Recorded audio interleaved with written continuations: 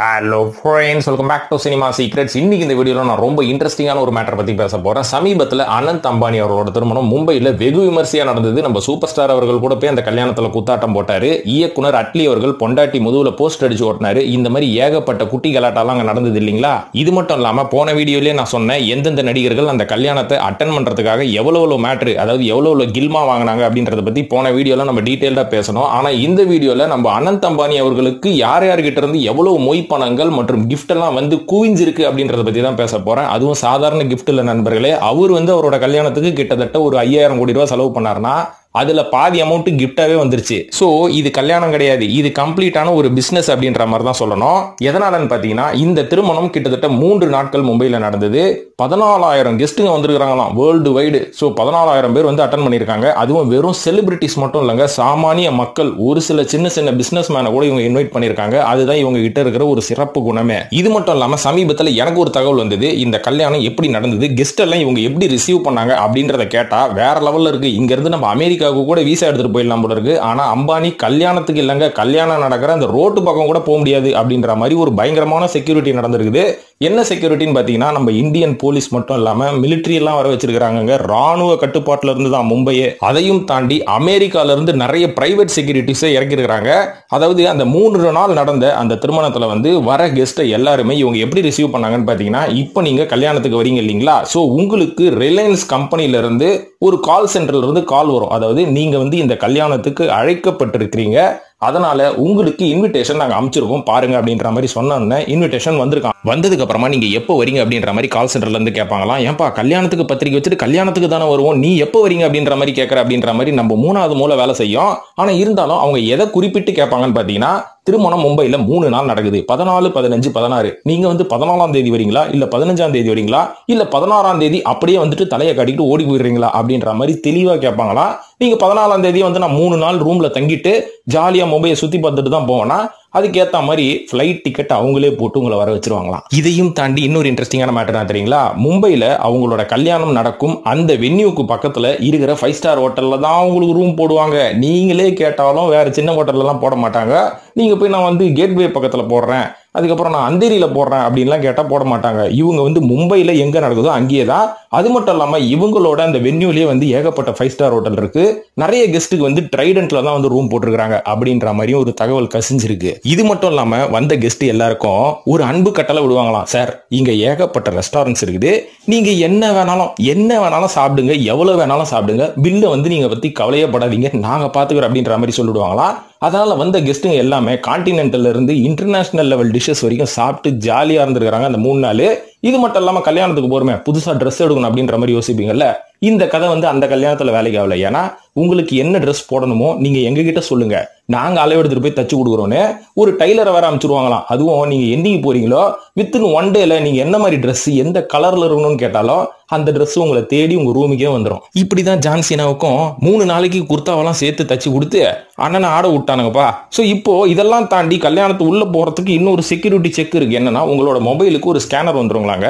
இந்த ஸ்கேனரை எடுத்துட்டு போயிட்டு நீங்க என்ட்ரன்ஸ்ல காமிச்சு அந்த ஸ்கேன் கோடு ஸ்கேன் ஆனா மட்டும்தான் உள்ள அலோடு. இல்லைன்னா எவ்வளவு பெரிய ஆளா இருந்தாலும் நீங்க அலோடு இல்ல, எவ்வளவு பெரிய செலிபிரிட்டியா இருந்தாலும். சோ அந்த மாதிரி ஒரு பக்காவான திருமணம், ஒரு ஆர்கனைஸ்டு திருமணமா நடந்ததுதான் இந்தியாவுக்கு ஒரு பெருமை சேர்த்த ஒரு விஷயம் கூட சொல்லலாம். இப்போ இதை எல்லாத்தையும் தாண்டி அனந்த் அம்பானி அவர்களுக்கு என்ன மொய் பணம் வந்திருக்குது, என்னென்ன மாதிரியான மோஸ்ட் எக்ஸ்பென்சிவ் கிஃப்ட்ஸ் வந்திருக்கு இவரோட கல்யாணத்துக்குன்றத பத்தி பேசுவோமா.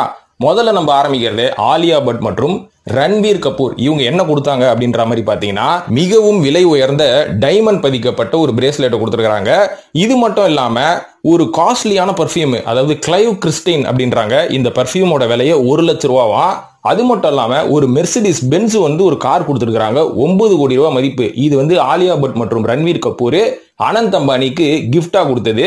இரண்டாவதா சொல்ல போறது கியாரா அத்வானி மற்றும் சித்தார்த் மல்ஹோத்ரா. சோ இந்த தம்பதிகள் என்ன கொடுத்திருக்காங்கன்னு பாத்தீங்கன்னா, 21 லட்சம் ரூபாய் மதிப்புள்ள ஒரு டைமண்ட் வாட்ச் ரிச்சர்ட் மில் அப்படின்ற ஒரு பிராண்ட், ஸ்விஸ் பிராண்ட்ல இருந்து. இது மட்டும் இல்லாம ஹெர்ம்ஸ் அப்படின்ற ஒரு பிராண்ட்ல இருந்து ஒரு ஹேண்ட்பேக் கொடுத்திருக்காங்க. அதோட மதிப்பு மட்டும் 3 லட்சம் ரூபாய். மூன்றாவதா சொல்ல போறது நடிகர் சல்மான் கான் அவர்கள் பிரிக்கெட் அப்படின்ற ஒரு பிராண்ட்ல இருந்து ஒரு டைமண்ட் பதிக்கப்பட்ட ஒரு வாட்ச் கொடுத்திருக்காரு. அது மட்டும் இல்லாம அனந்த் அம்பானி அவர்களோட மனைவியான ராதிகா மெர்ச்சன்ட் அவர்களுக்கு டைமண்ட் பதிக்கப்பட்ட ஒரு இயர் ரிங் ஒன்று கொடுத்திருக்காரு. நான்காவதா ரன்வீர் சிங் மற்றும் தீபிகா படுகோன் என்ன கிஃப்ட் கொடுத்திருக்காங்கன்னு பாத்தீங்கன்னா ப்ளூ டைமண்ட் பதிக்கப்பட்ட ஒரு செயின், அதுக்கப்புறம் பல்கேரி அப்படின்ற ஒரு பிராண்ட்ல இருந்து ஒரு சூப்பரான காஸ்ட்லியான பெர்ஃபியூம் கொடுத்திருக்காங்க. ஐந்தாவதா கிருத்தி சனோன் அப்படின்ற ஒரு நடிகை ஒரு சூப்பரான வேன் கிளிஃப் அப்படின்ற ஒரு பிராண்ட்ல இருந்து டைமண்ட் பதிக்கப்பட்ட பிரேஸ்லெட் கொடுத்திருக்காங்க. ஆறாவதா நடிகர் கார்த்திக் ஆரியான் மிக மிக எக்ஸ்பென்சிவான ஒரு டைமண்ட் வாட்ச் பட்டாக் பிலிப் அப்படின்ற ஒரு பிராண்ட்ல இருந்து கொடுத்திருக்காரு. அவரோட மனைவி, அதாவது அனந்த் அம்பானி அவர்களோட மனைவியான ராதிகா மெர்ச்சன்ட் அவர்களுக்கு ஒரு காஸ்ட்லியான பெர்ஃபியூம் கொடுத்திருக்காங்கன்ற மாதிரி சொல்லப்படுது. ஏழாவதா நடிகை பிரியங்கா சோப்ரா மற்றும் அவரின் கணவனான நிக் ஜோன்ஸ் என்ன கொடுத்திருக்காங்க அப்படின்னு பாத்தீங்கன்னா வேற லெவல்ல ஒரு ரெட் டைமண்ட் பதிக்கப்பட்ட ஒரு சூப்பரான நெக்லஸ் கொடுத்திருக்காங்க. கிட்டத்தட்ட 10 லட்ச ரூபாய் மதிப்புள்ள நெக்லஸ். என்ன பிராண்ட்னு பாத்தீங்கன்னா பியாசே அப்படின்றாங்க. இது மட்டும் இல்லாம ஒரு டைமண்ட் பிரேஸ்லெட் கொடுத்திருக்காங்க சோக்கர் அப்படின்ற ஒரு பிராண்ட்ல இருந்து. எட்டாவதா நடிகை ஜான்வி கபூர், இவங்க வந்து என்ன கொடுத்திருக்காங்கன்னு பாத்தீங்கன்னா மார்க் ஜேக்கப்ஸ் அப்படின்ற ஒரு பிராண்ட்ல இருந்து ஒரு கிளட்ச் பேக் கொடுத்திருக்காங்க. அது மட்டும் இல்லாம ஸ்டீஃபன் வெப்ஸ்டர் அப்படின்ற ஒரு பிராண்ட்ல இருந்து டைமண்ட் பிரேஸ்லெட் கொடுத்திருக்காங்க. ஒன்பதாவதா நடிகர் ஷாஹித் கபூர் வந்து ஜாஸ்பர் ஜோன்ஸ் அப்படின்ற ஒரு பெரிய ஆர்டிஸ்ட், வேர்ல்டு வைடு ஒரு பெரிய ஆர்டிஸ்ட், அவரோட பெயிண்டிங் வந்து ஒன்னு கொடுத்திருக்காராம். பத்தாவதா நடிகை கஜோல் மற்றும் அவங்களோட கணவரான அஜய் தேவகன் என்ன கொடுத்திருக்காங்கன்னு பாத்தீங்கன்னா ரொம்பவே மோஸ்ட் எக்ஸ்பென்சிவ் வாட்ச் பிராண்டான ஒமேகா பிராண்ட்ல இருந்து ஒரு சூப்பரான வாட்ச் கொடுத்திருக்காங்க. அது மட்டும் இல்லாம ஹாரி வின்ஸ்டன் அப்படின்ற ஒரு பிராண்ட்ல இருந்து ஒரு சூப்பரான இயர் ரிங்கும் கொடுத்திருக்காங்க. இப்போ ஃபேமிலி மேட்டருக்கு வரேன். 11ஆவதா நம்ம அனந்த் அம்பானியோட அம்மா இருக்காங்க பாத்தீங்களா, நீதா அம்பானி, இவருக்கு என்ன தெரியுங்களா வாங்கி கொடுத்திருக்காங்க? அதாவது துபாயிலே வந்து ரொம்ப ஃபேமஸான பாம் ஜுமைரா அப்படின்ற ஒரு தனியா ஒரு ஆர்டிபிஷியல் தீவு ஒன்று இருக்கு பாத்தீங்களா, அங்க கிட்டத்தட்ட 3000 ஸ்கொயர் ஃபீட்ல ஒரு மிகப்பெரிய 10 பெட்ரூம் கொண்ட பிரைவேட் பீச் கொண்ட ஒரு பெரிய வில்லா வாங்கி கொடுத்திருக்காங்க. அதோட மதிப்பு மட்டும் 640 கோடின்றாங்க. இது மட்டும் இல்லாம அவங்களோட மருமகளுக்கு 21 கோடியே 7 லட்ச ரூபாய் மதிப்புள்ள ஒரு நெக்லஸும் வாங்கி கொடுத்திருக்காங்க. இது மட்டும் இல்லாம 12ஆவதா நான் சொல்ல போறது, நம்ம அனந்த் அம்பானி அவர்களுக்கு அவங்க அப்பா என்ன வாங்கி கொடுத்திருக்காருன்னா கிட்டத்தட்ட 5 கோடியே 42 லட்ச ரூபாய் மதிப்புள்ள பென்ட்லி கான்டினென்டல் ஜிடிசி அப்படின்ற ஒரு காரும் நெக்லஸ் ஆன ரத்தன வைரம் பதிச்ச ஒரு நெக்லஸ் 5 கோடி ரூபாய் மருமகளுக்கு வாங்கி கொடுத்திருக்காரு. 13ஆவதா நடிகர் அக்ஷய் குமார் 60 லட்ச ரூபாய் மதிப்புள்ள கோல்டு பென் ஒன்று பிரசன்ட் பண்ணியிருக்காரு. 14ஆவதா நடிகர் ஷாருக் கான் அவர்கள் 40 கோடி ரூபாய் மதிப்புள்ள ஒரு அபார்ட்மெண்ட் பிரான்ஸ்ல இருக்கான், அந்த அபார்ட்மெண்ட்டை இவர் பேர்ல எழுதி வச்சுக்கிறாரு. 15ஆவதா நடிகர் அமிதாப் பச்சன் ஃபேமிலி 30 கோடி ரூபாய் மதிப்புள்ள எமரால்ட் நெக்லஸ் கொடுத்திருக்காங்க. 16ஆவதா நடிகை கேட்ரினா கைஃப் மற்றும் அவங்களோட கணவரான விக்கி கௌஷல் 2 பேரும் சேர்ந்து 19 லட்ச ரூபாய் மதிப்புள்ள ஒரு கோல்டு செயின் பிரசன்ட் பண்ணிருக்காங்க. இப்ப வரேன் இன்டர்நேஷனல் கெஸ்ட் எத்தனை கோடிக்கு வாரி அரைச்சிடறானுங்க தெரியுங்களாங்க கிஃப்ட். 17ஆவதா சொல்ல போறது ஃபேஸ்புக் உரிமையாளரான மார்க் ஜூகர்பர்க் என்ன தெரியுங்களா பண்ணிருக்காரு, 300 கோடி ரூபாய் மதிப்புள்ள ஒரு ஜெட்டு, பிரைவேட் ஜெட்டு வாங்கி கொடுத்திருக்காரு. 18ஆவதா அமேசான் சிஇஓ ஜெஃப் பெசோஸ் இருக்காரு பாத்தீங்களா, இவரு 11.5 கோடி ரூபாய் மதிப்புள்ள புகாட்டி அப்படின்ற ஒரு கார் வாங்கி கொடுத்திருக்காரு. நம்மளுக்கு தெரிஞ்சதெல்லாம் பகாடி தான். 19ஆவதா சுந்தர் பிச்சை இருக்காரு பாருங்க, முன்னாள் கூகுள் சிஇஓ, அவர் வந்து கிட்டத்தட்ட 100 கோடி ரூபாய் மதிப்புள்ள ஒரு ஹெலிகாப்டர் வாங்கி கொடுத்திருக்காரு. 80 கோடி ரூபாய் மதிப்புள்ள ஒரு மேன்சனை யூஎஸ்ல இவரோட பேர்ல ரெஜிஸ்டர் பண்ணி கொடுத்திருக்காரு. 20ஆவதா பில் கேட்ஸ் இருக்காரு பாருங்க, அவர் என்ன தெரியுங்களா கொடுத்திருக்காரு, ரொம்பவே காஸ்ட்லியான, அதாவது 9 கோடி ரூபாய் மதிப்புள்ள டைமண்ட் ரிங் வாங்கி கொடுத்திருக்காராம்.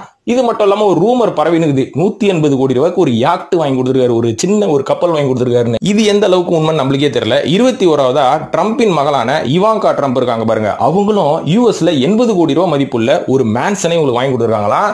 நம்ம நடிகர் மற்றும் ரெஸ்லர் ஜான் சீனா அடுத்தது 22ஆவதா என்ன வாங்கி கொடுத்திருக்காருன்னா 3 கோடி ரூபாய் மதிப்புள்ள லாம்போகினி வாங்கி பிரசன்ட் பண்ணிருக்காரு. ஜான் சீனா கை வீசின்னு சும்மா வரலங்க, காரோட வந்து இறங்கி இருக்கிறாரு. 22ஆவதா கௌதம் அதானி இருக்காரு பாத்தீங்களா, அதானி கம்பெனியோட உரிமையாளர், அவர் வந்து பாத்தீங்கன்னா 80 கோடி ரூபாய் மதிப்புள்ள ஒரு வில்லாவை துபாயில அவரோட பேர்ல வந்து ரெஜிஸ்டர் பண்ணி கொடுத்திருக்காராம். 23ஆவதா குமார் மங்களா பிர்லா இருக்காரு பாருங்க, அவர் 25 கோடி ரூபாய் மதிப்புள்ள ஒரு கேரவானை பிரசன்ட் பண்ணிருக்காரு. 24ஆவதா முதலைத்தோல் ஜாக்கெட் இவரே போட்டிருக்கிறாரு, யாரும் கிஃப்ட் பண்ணல. அதாவது நான் ஒரு பெட் லவர் அப்படின்னு சொல்லிட்டு தெரியக்கூடிய நம்ம அனந்த் அம்பானியை 35 லட்ச ரூபாய் கொடுத்து ஒரு முதலை தோலில் செய்யப்பட்ட ஒரு ஜாக்கெட்டை அவரே வாங்கி மாட்டிக்கினாராம். சோ உலக அளவில் இருந்து பிசினஸ் மேன் மற்றும் செலிபிரிட்டிஸ் கிட்ட இருந்து கிட்டத்தட்ட இவ்வளவு மதிப்புள்ள கிஃப்ட் இவருக்கு சேர்ந்திருக்குது. சோ கூட்டி கழிச்சு பார்த்தா அவர் செலவு பண்ணதுல பாதி அமௌண்ட் வந்துருச்சு இல்லைங்களா, பாருங்களேன். அப்பனா 0.25 தான் இவங்க கல்யாண செலவு பண்ணிருக்காங்க இவங்களோட ஓவரால் நெட்வொர்க்ல இருந்து. இது மட்டும் இல்லாம இவங்க கம்பெனில வேலை செய்யற ஸ்டாஃப் எல்லாம் எப்படி இவங்க இன்வைட் பண்ணாங்க அப்படின்றது வந்து ரொம்ப ஆச்சரியமான ஒரு விஷயம். எல்லாருக்குமே ரிலையன்ஸ் குரூப் ஆஃப் கம்பெனிஸ்ல வேலை செய்யற அத்தனை பேருக்கும் பர்சனலாவே ஒரு இன்விடேஷன் பாக்ஸ் ஒன்று போயிருக்குது. இந்த பாக்ஸ்ல பாத்தீங்கன்னா ஒரு ஸ்வீட்டு, அதுக்கப்புறம் இந்த ஹால்திராம்ஸ் மிச்சர் கிச்சர்லாம் கொடுப்பாங்க பாருங்க இது, அதுக்கப்புறம் சில்வர் காயின்லாம் கொடுத்து இன்வைட் பண்ணிருக்காங்க. இது மட்டும் இல்லாம 50 கப்பல செலக்ட் பண்ணிக்கிறாங்க. அந்த 50 கப்பல் யாருன்னா இவங்க கம்பெனில வேலை செய்யறவங்க தான். அவங்கள செலக்ட் பண்ணி தலா ஒரு கப்பலுக்கு 1 லட்சம் ரூபாய், அதுக்கப்புறம் கோல்டு மற்றும் சில்வர் நகைகள், கிராசரிஸ், வீட்டு பொருட்கள் இது எல்லாமே வாங்கி அசத்திருக்கிறாரு அம்பானி. சோ இதெல்லாம் வாங்க திருமணம் பாருங்களேன், போட்ட காசுக்கு பாதி அமௌண்ட் மொய்யாவே வந்துருச்சு.